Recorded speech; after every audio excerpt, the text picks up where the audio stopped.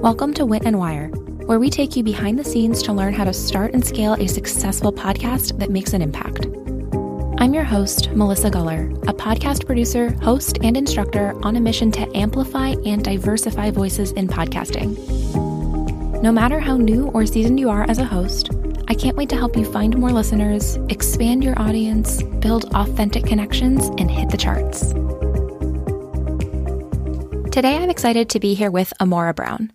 Amora is currently working on launching her new podcast, so she's here to ask me some questions about remote recording and how to ultimately edit those files to turn them into a finished episode. So first, let's say hello to Amora and learn a little bit more about her show, Corporatainment. My podcast is essentially going to be talking about how people can hold full-time jobs while simultaneously chasing after their dream in the performing arts. I love how clear Amora's listener is, and I think it's a great idea for a show. So with that in mind, I invited her to submit a question so that I could offer her some help. So here's what she asked. Currently, I have about 20 people ready to be interviewed, but the catch is that right now, I'm not quite sure how to interview them, best practices for interviewing them, which software to use, and even once the interview is done, what do you suggest would be the best way to edit those voices so that they're clear and polished for my first episode? All right, there's a lot of great questions in one, so I think I'm going to take them one at a time. The first question is, what should you do to prepare for an interview? And I do have a complete online course called Booked Out Podcast, and you'll find a link in the show notes. I'm going to offer a lot of great tips on interviewing and the tools and software that you can use. But if you do want the full walkthrough where I teach you how to find guests, how to pitch them, how to interview, how to manage all the logistics, I did just want to share that I have a complete online course on just this topic. But today, let's still offer some great tips. So when you're interviewing a guest, really my best overall tip is to prepare. I will often spend more time prepping for an interview than I will actually recording the interview. And that's because I want to make sure I'm asking the best questions that get my guest's best expertise, but also specifically the expertise that my audience wants to hear. So for example, if I were interviewing a social media expert, I don't necessarily want to hear about all of their skills and all of their tips. I really want to focus in on which ones I think apply to podcasters. So I'll do all of this research, I will prep my questions, and I'll keep them all really open-ended. But what I'll say is that even when you get into the interview, you want to leave some room for flexibility. So I make sure that I don't stick too rigidly to exactly the questions I've prepared. I'm always really actively listening and making sure that I ask smart follow-ups based on what they're actually sharing during the call, because usually the follow-ups are where the best stuff happens. That said, I think that the topic we really wanted to focus on today was more about the technology of remote recording and then editing. So I will offer that I have two favorite tools for remote recording. One is called Zencastr, and that's my pick for most podcasters because it's very easy to use. Your guest does not need anything to download or any type of login. They just get a URL from you, and that's it. And it is free, which is everyone's favorite price point. I strongly recommend checking it out at zencastr.com, or I'll put a link in the show notes. A couple specific things that I like about Zencastr compared to maybe Zoom. So Zencastr, on top of being free, is built to do recordings, unlike Zoom, which is built to do video conferencing. So the quality of your audio when you record over Zencastr is going to be a lot stronger than Zoom. Another thing I like about Zencastr is that by default, it does what's called multitrack recording. Again, you can do this in Zoom, but the quality over there just isn't as good overall. But the term multitrack recording means that each person's voice is recorded onto its own track. So let's say you cough during our interview. Well, because our voice is recorded to two different tracks, I can actually edit that right out. But if we were on a single track, it's nearly impossible to edit out that kind of a sound. So in terms of your editing process, doing a multi-track recording will almost always lead to a better final audio output in the final episode. Now, before I talk about my other favorite recording tool, did you have any questions about Zencastr? I love the idea that Zencastr is free, but I also worry about why it's free. Do we get to own our own content? And what is the catch with having a free resource? Do they offer paid versions as well? Yes, great question. And I love your skepticism. We should all be skeptical of free tools. But To answer your question, Zencastr does have paid tiers, but for most hosts, I believe that they would be just fine with the free plan. There are some additional things on the paid offerings, like their editing tools, but I don't typically recommend editing with Zencastr. We'll talk more about that shortly. But to answer your other great question, yes, you own any content recorded using Zencastr. They're just a tool, and you ultimately get the files from the recording, and you can download them and move into editing. Before we get into the editing phase, I wanted to share my other tool recommendation is a newer tool called Riverside. And Riverside I would recommend if you are also interested in recording video with your podcast or even streaming out to some certain social platforms that have video. And you can find links to both in the show notes.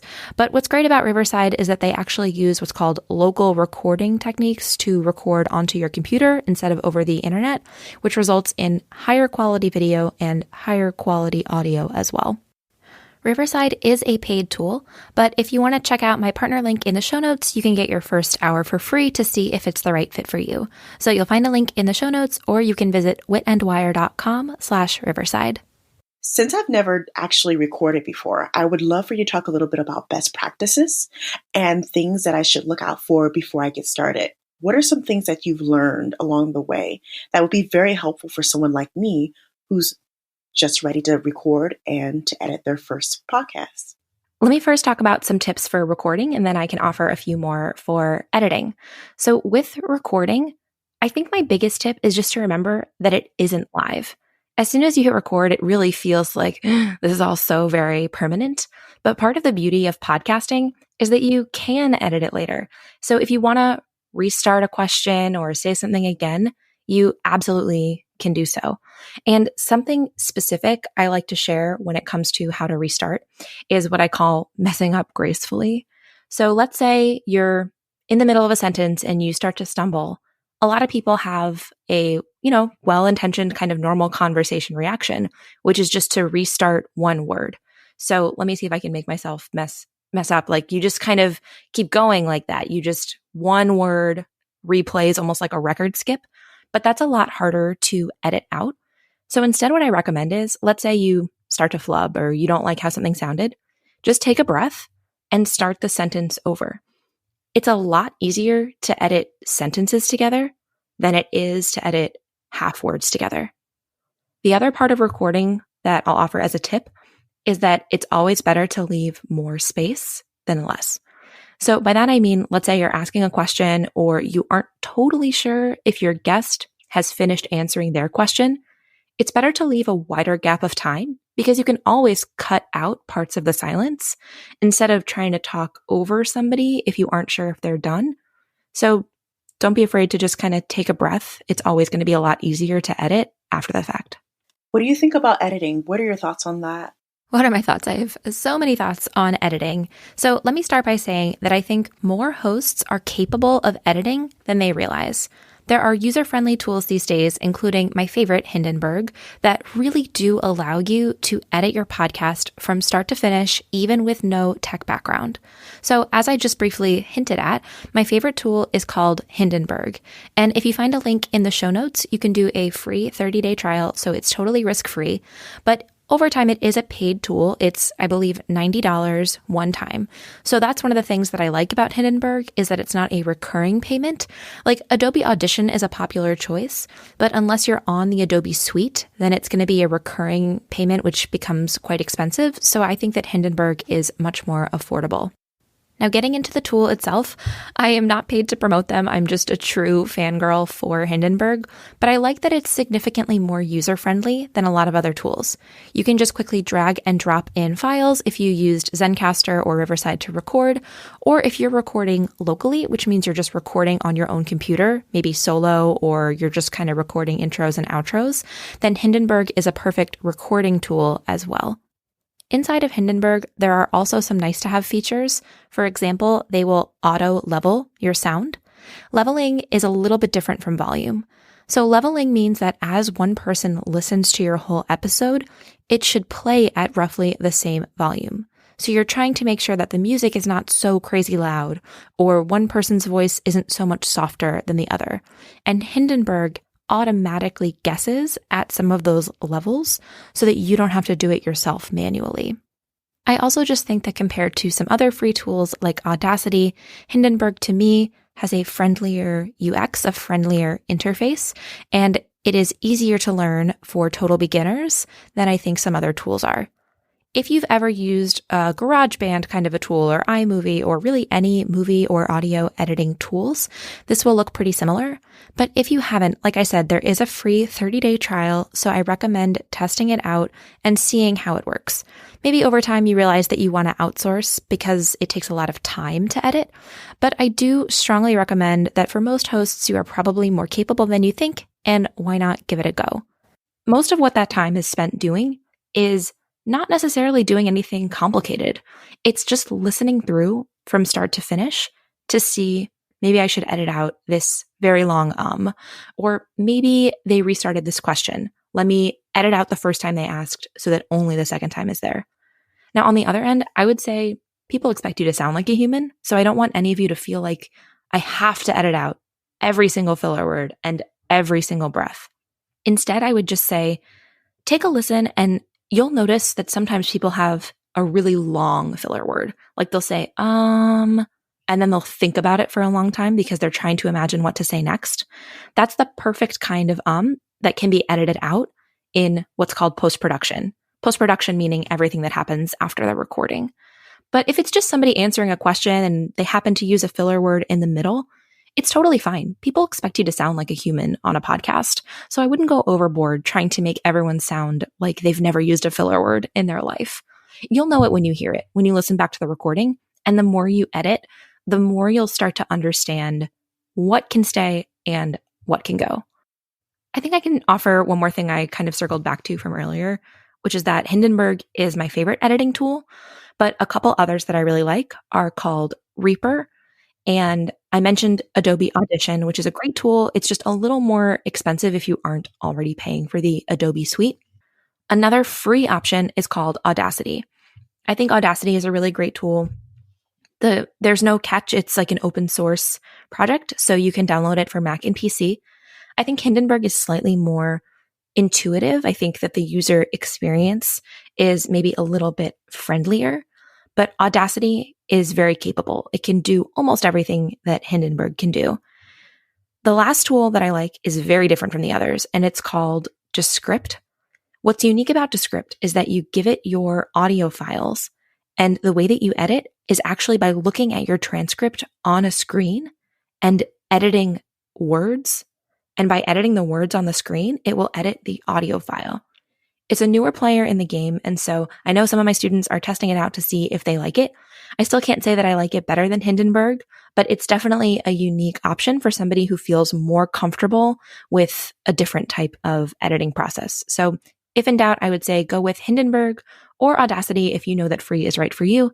If you want to try something that's a little bit different, maybe Descript could be a good option. I'm a really big fan of things that are intuitive and easy to learn right away.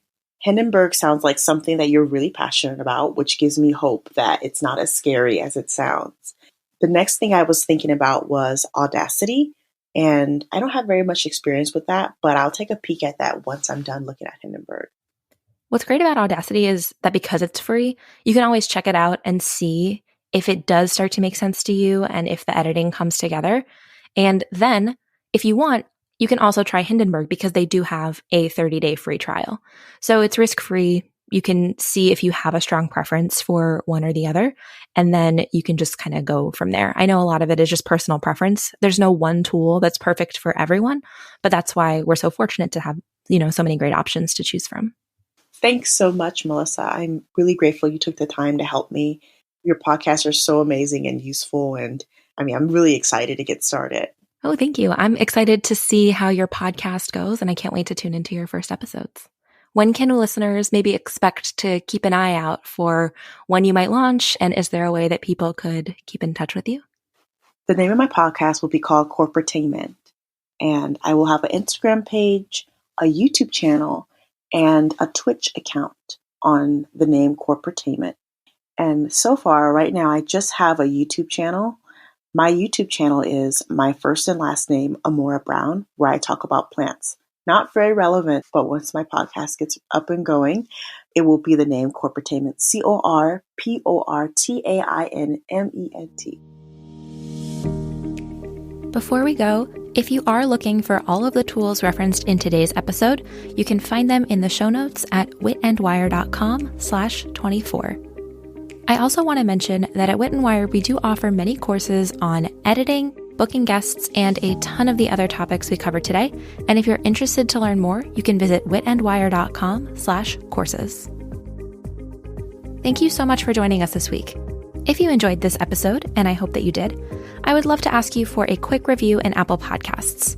To leave a review, visit witandwire.com/Apple and hit the cute little stars. And if you're feeling generous, you can include a comment with something that you love about the podcast, and I'll choose a few to include in shoutouts in upcoming episodes. Thank you again for joining me, Melissa Guller, in this episode of Wit and Wire. I'll see you next time, podcasters.